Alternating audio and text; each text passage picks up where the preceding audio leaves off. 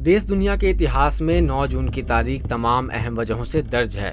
यह तारीख जननायक बिरसा मुंडा की पुण्यतिथि के रूप में हर साल याद की जाती है।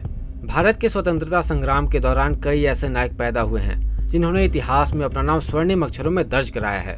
बिरसा मुंडा भी इन्हीं में से एक हैं। उन्होंने 19वीं शताब्दी के उत्तरार्ध में आदिवासी समाज की दिशा व दशा बदलकर नवीन सामाजिक और राजनीतिक युग की शुरुआत की। उन्होंने न केवल आदिवासियों के अधिकारों की बल्कि आज़ादी की लड़ाई भी लड़ी। झारखंड के एक आदिवासी परिवार में 15 नवंबर 1875 को जन्मे बिरसा मुंडा को झारखंड ही नहीं बल्कि बिहार, उड़ीसा, छत्तीसगढ़ और पश्चिम बंगाल के आदिवासी बहुल क्षेत्रों में भगवान की तरह पूजा जाता है। ब्रितानी हुकूमत में आदिवासियों की स्वतंत्रता, स्वायत्ता और सुरक्षा पर ग्रहण लग गया। अंग्रेजों ने जब आदिवासियों से उनके जल, जंगल, जमीन के अधिकार को छीनने की कोशिश की तो आदिवासी भाषा में उलगुलान यानी आंदोलन हुआ। बिरसा से पहले हुए आदिवासी विद्रोह जमीन बचाने के लिए हुए थे, लेकिन बिरसा का उलगुलान 3 लक्ष्यों पर केंद्रित था। पहला जल, जंगल, जमीन की रक्षा, दूसरा नारी की सुरक्षा व सम्मान और तीसरा भारतीय धर्म व संस्कृति की पुनर्प्रतिष्ठा। बिरसा मुंडा ने आदिवासी समाज को ब्रिटिश शासकों व उनके चाटुकार जमींदारों जागीरदारों के शोषण से मुक्ति दिलाने के लिए संगठित किया। इसकी वजह से जमींदारों और जागीरदारों के घरों तथा खेतों में कार्य रुक गया। अपने मूल पैतृक अधिकारों को बहाल करने की मांग के साथ आदिवासियों ने जब बिरसा के नेतृत्व में अदालत में याचिका दायर की तो शासक वर्ग बुरी तरह से घबरा गया। बिरसा ने अंग्रेजी शासन को उखाड़ फेंकने का संकल्प लिया। झारखंड जिला गैजेटियर के अभिलेख से पता चलता है कि बिरसा मुंडा के तेजी से बढ़ते प्रभाव और लोकप्रियता को देखकर अंग्रेज प्रशासन, जमींदार, जागीरदार और मिशनरी सभी बुरी तरह से चिंतित हो उठे थे। अतः सुनियोजित संघर्ष के तहत रांची के अंग्रेज कप्तान मेयर्स ने 24 अगस्त 1895 को बिरसा मुंडा को रात में सोते समय बेहोशी की दवा का रुमाल मुंह में ठूस रातों रात उन्हें उठवाकर उनके खिलाफ राजद्रोह का मुकदमा चलाकर 2 वर्ष के सश्रम कारावास के तहत हजारीबाग के केंद्रीय कारागार में डाल दिया गया।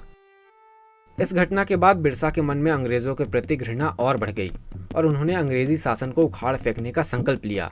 जेल से छूटकर बिरसा अपने लक्ष्य सिद्धि के प्रण में जुट गए। बिरसा ने अंग्रेजों के विरुद्ध संघर्ष के लिए हजारों वनवासियों को पुनः संगठित कर उनको शस्त्र संग्रह करने, तीर कमान बनाने और कुल्हाड़ी की धार तेज करने के निर्देश दिए।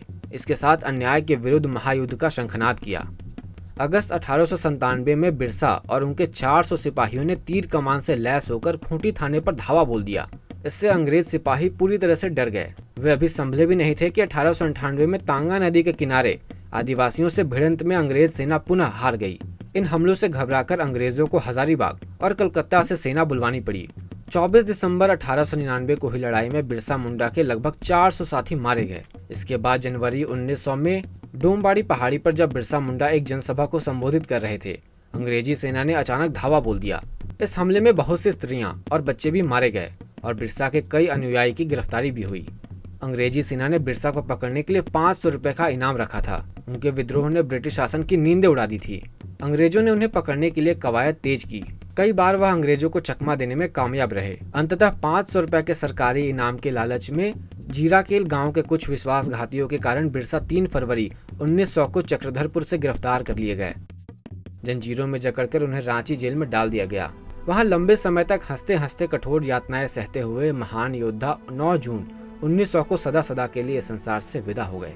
कहते हैं कि जेल के भोजन में संभवतः उन्हें मीठा जहर दिया गया था, जबकि प्रचारित किया गया कि उनकी मृत्यु हैजा हो जाने से हुई। लेकिन तब तक बिरसा मुंडा ने आदिवासियों की मानसिकता को बदल दिया और उन्हें इस तरह से संगठित किया कि वे न केवल यह जान सके कि उनके क्या अधिकार हैं, बल्कि उन्होंने पारंपरिक तरीकों से भी अपने अधिकारों और हितों की रक्षा की। आदिवासियों के लिए बिरसा मुंडा आशा की एक किरण थे। उन्होंने न केवल क्षेत्र के आदिवासियों को प्रबुद्ध किया, बल्कि उनके निधन के सदियों बाद भी आदिवासी एकता और विद्रोह का प्रतीक है।